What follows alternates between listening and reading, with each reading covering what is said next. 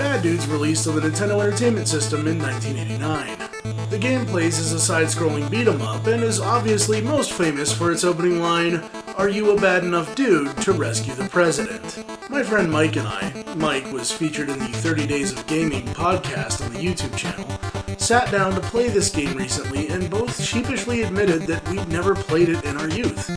We both thought we must have been missing out on a piece of Americana, but quickly came to find out that our lack of experience with the game might have been a blessing in disguise.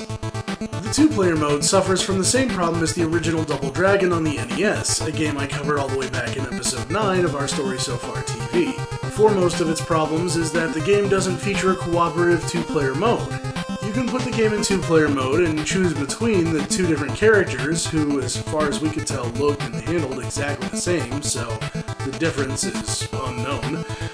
But once you've selected your character and the game begins, it's all just one player. Players are expected to take turns working their way through a level and swap out whenever a player dies. The game is surprisingly difficult to begin with, and this only adds to a player's frustration, because in single-player mode, your character just drops from the top of the screen when you use another life, meaning that during a boss battle, for example, you can use multiple lives to battle your way through the enemy, whereas in two-player, you'll have to start from the beginning of the boss battle. The graphics are, well, honestly, they're an interesting mix of good and bad, in my opinion.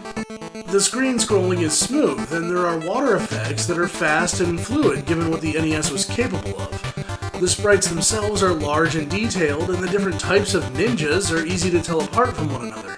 But your character animations are just miserable. And when you pick up a weapon, you might as well just become Stretch Armstrong, because it's pretty indiscernible what you're holding. Still, the environments are well done, and bosses seem to have gotten special attention.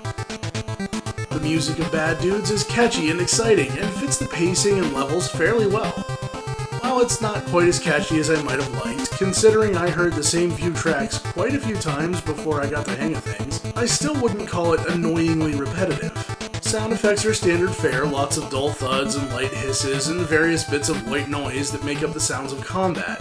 All in all, though, the game is saved by its energetic soundtrack, more than the sound effects. So, is there story in Bad Dudes? Well, there's the obvious intro that appears in the game.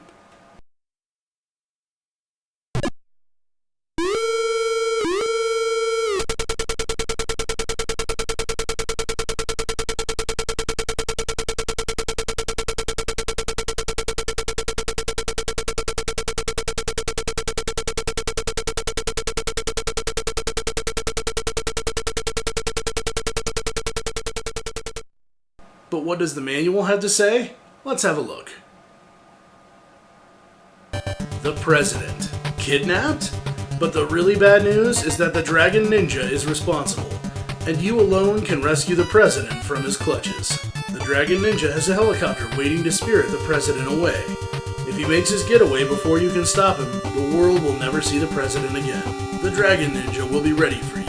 You can expect to face, at the very least, wave after wave of ninja henchmen, samurai, and super warriors as you make your way through city and forest, atop moving big rigs and freight trains. Remember, the nation is counting on you. So as you can see, the manual calls out the Dragon Ninja more. The game was, after all, originally called Bad Dudes vs. Dragon Ninja in the arcade, but shortened the name when it came to the NES. I'm of the impression this may have been done to avoid confusion or potential trademark battles with Double Dragon.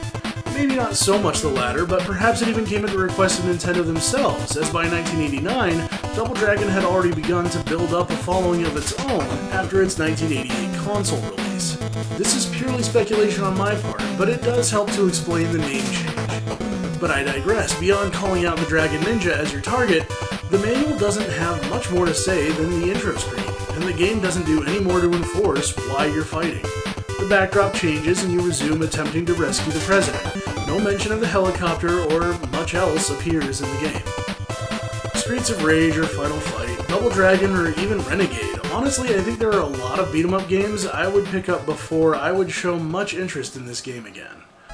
I'm not trying to say that Bad Dudes is a bad game, just that it's bad enough that I don't think it can rescue our story so far.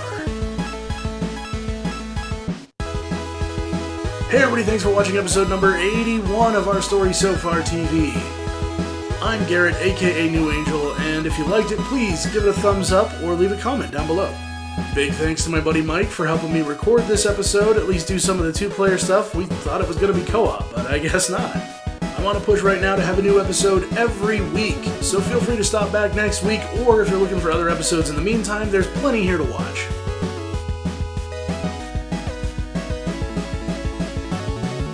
Until next time, take care of yourself.